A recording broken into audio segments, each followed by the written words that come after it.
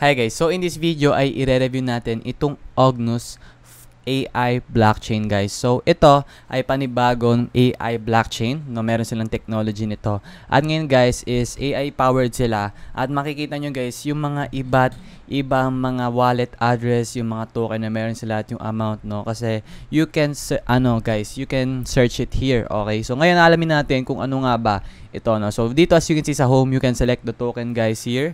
Also, you can select guys yung Agnus token or TA token, okay?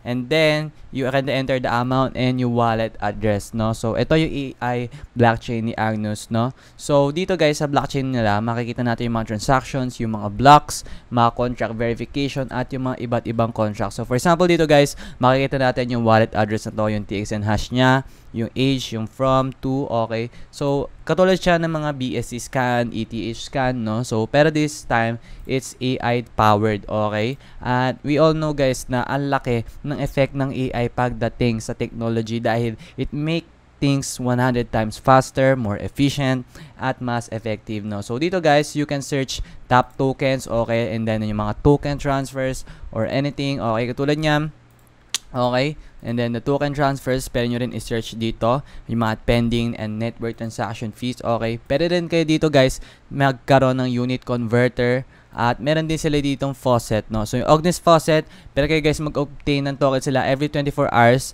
no? Pag seamless confidence and so on and so forth. So about us, nung company nila, so ano bang ginagawa nila? Block Explorer sila na naka-base sa Agnus, no? So yung function nila, Block Explorer, query transactions, accounts, blocks, nodes, smart contracts, yun yung mga inaaral nila, data statistics, at meron din silang community contributor, okay? Tapos, ini-scan niya lahat from all over the world, no? So, yung brand assets nila, scan yun yung brand name nila, okay? Pwede nyo na sila i-download, okay? At yung community contributor nila, okay, is hindi lang sa Agnus, pero iba't iba, okay? User guide, white paper, ito nga naman sila guys, no?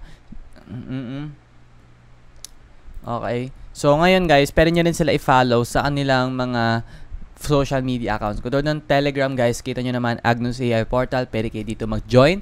Okay, sa Twitter, pwede nyo rin sila i-follow. At dito nag-announce sila ng mga exciting news, no? So, AGN alert 4 hours ago release nila. Meron silang bagong website look.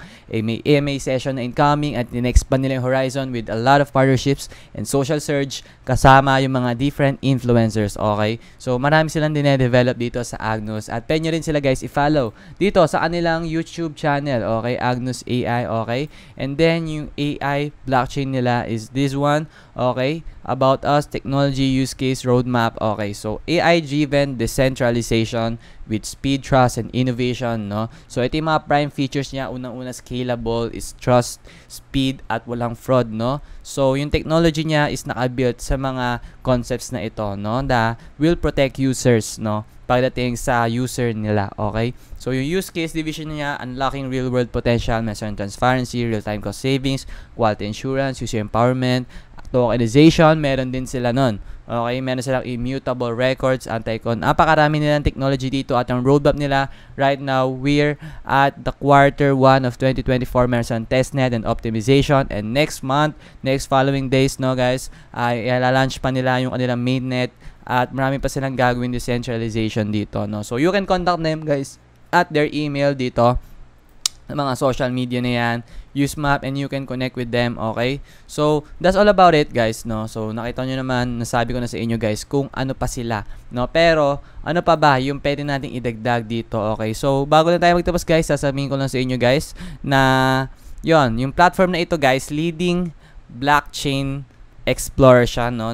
Inirepresent niya yung fusion ng decentralization ng artificial intelligence, no?